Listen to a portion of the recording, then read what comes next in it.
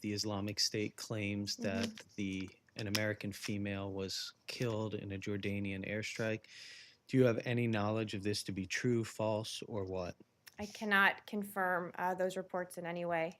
Uh, Do you know if Obviously, people are looking into them, but cannot confirm them. okay? Do you know if the woman in question is alive still? We're just not going to get into specifics about Americans being held overseas for privacy of them, of their families. Obviously, as you can imagine, these are very sensitive situations, so we're just not going to get into those details. Is it your understanding that the Islamic State was holding an American woman without identifying whom? We have said that there are a number of Americans being held overseas, including still by the Islamic State.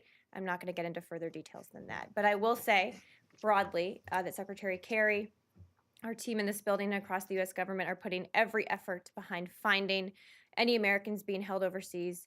Every intelligence tool, diplomatic tool. Secretary has reached out to over 4 dozen countries about Americans being held overseas writ large to try and bring these people home. Just lastly, have you asked the Jordanians for any more information about this specific strike?